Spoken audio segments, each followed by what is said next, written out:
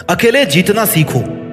Doctor APJ Abdul Kalam एक छोटे से घर में पैदा हुए और बचपन में अखबार बेचते थे। क्या उस बच्चे को देख करके कोई ऐसा बता सकता था कि हमारे देश के राष्ट्रपति बनेंगे? उस देश के जिसमें करोड़ों की जनसंख्या है, उस देश में जहां पर अधिकतर बच्चे उनके स्टैंडर्ड से ज्यादा अच्छे स्टैंडर्ड वाले फैमिली में अपना बचपन बिता रहे थे। इंसान को जीतने में उसका अकेला होना कभी भी प्रॉब्लम क्रिएट नहीं करता है, बल्कि अकेला रहकर ही कोई इंसान जीतना सीखता है, क्योंकि वो अपने साथ में ज्यादा जुड़ता है। मैरी कॉम मणिपुर के एक छोटे से गांव में पैदा हुई।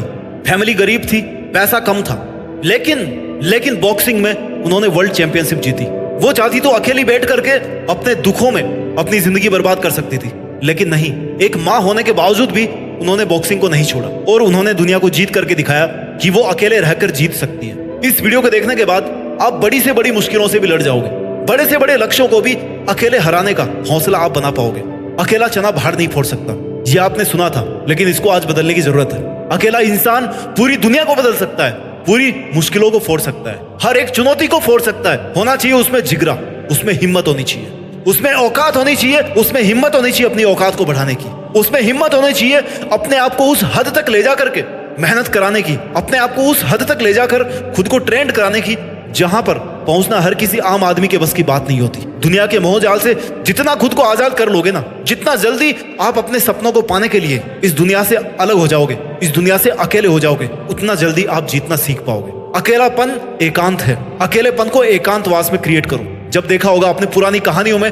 पुराने सीरियल्स में, जब कोई महान राजा कोई बहुत बड़ा डिसीजन लेता था ना, तब वो अपने आप को एकांत में रखता था, अकेले रह करके वो सोचता था। जब इंसान अकेला होता है ना, तो वो अपनी जिंदगी को हकीकत में ठीक से देखता है, अपने आसपास के माहौल को ठीक से देखता है। उसकी कंसंट्रेशन की पावर बढ़ जाती है, उसकी फोकस करने की पावर बढ़ जाती है। क्यों? क्योंकि वो अपने आप से जुड़ जाता है, अपने इमोशन से जुड़ जाता है, अपनी इंटेलिजेंस से, अपने थॉट से जुड़ जाता है। जितना आप अकेले रहोगे उतना ही ज्यादा आप अपने आप को समझ पाओगे। आपको पता रहेगा कि कौन सा काम मैं कर सकता हूं और कौन सा काम है जिसको मैं आज नहीं कर सकता, लेकिन उसको चाहूं तो ये सब चेंजेस करके उस काम को मैं कर सकता हूं। अकेलेपन को एकांत में बदलना सीखो। अकेलापन एक नेगेटिव टर्म है, आई नो, लेकिन एकांत एक पॉजिटिव वर्ड है जो अपने आप में परिपूर्ण है। जो खालीपन अकेलेपन में है ना, वो खालीपन एकांतवास में नहीं है। एकांतवास भरा हुआ है, क्योंकि उसमें आप अपने साथ हो, और जब आप अपने साथ हो ना, तो फिर आपको किसी और के साथ की जरूरत नहीं है। आज आपको सीखना पड़ेगा कि आप अकेले ही तो आए थे इस दुनिया में और अकेले ही वापस जाओगे, तो क्यों ना अकेले ही रह करके उन सब कामों को किया जाए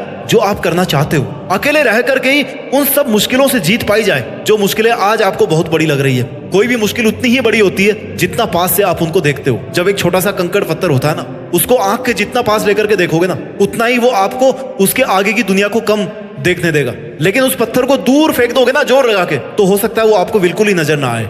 आपको यही एटीट्यूड पालना पड़ेगा। आपको अगर करीब से देखना है ना, तो अपने सामर्थ्य को देखना है, अपनी कैपेबिलिटीज को देखना है, अपनी खासियतों को, अपने प्लस पॉइंट्स को, अपने नेगेटिव पॉइंट्स को देखना है। आपको किसी और को जज करने की जरूरत नहीं है। अगर आपको वकील ही बनना है ना, तो आपको अपने आप का वकील बनना है, दूसरों के सामने नहीं, अपने सामने ही, कि अगर आप में ये चीज गलत है तो वो चीज गलत है। आपको उसको अगर सुधारना है तो उसको सुधारना है। अपने इमोशंस को कंट्रोल में रखना सीखो, और वो तब कर पाओगे जब आप अपने मन से जीत पाओगे।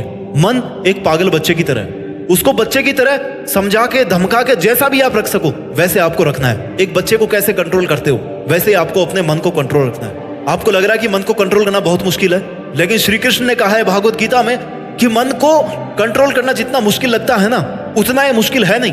अभ्यास करके कोई भी इंसान एक योगी बन सकता है, क्योंकि वो अपने मन को कंट्रोल करना सीख सकता है। अपने विचार शक्ति को कंट्रोल करके एक जगह पर फोकस कर सकता है, एक जगह पर इकट्ठा करके अपनी मंजिल पर, अपने लक्ष्य पर फोकस कर सकता है, उसको जल्दी प्राप्त कर सकता है। आज आपको अकेला होने की इसलिए जरूरत है क्योंकि बहुत सारे इल्जाम हैं जो आप पर इस दुनिया के द्वारा लगाए गए हैं, क्योंकि बहुत सारी नेगेटिव बातें हैं जो आपके बारे में बोली गई है, बहुत सारे ताने हैं जो आप पर थोपे गए हैं। कोई आपका कुछ नहीं बिगाड़ सकता, उसके पीछे भागना बंद कर दो। जितना पीछे लोगों के पीछे भागोगे ना, उतना ही ज्यादा हर्ट होते जाओगे, उतने ही ज्यादा अपने लिए मुश्किलें क्रिएट करते जाओगे। अपने इमोशंस को कंट्रोल में रखना आपको सीखना पड़ेगा।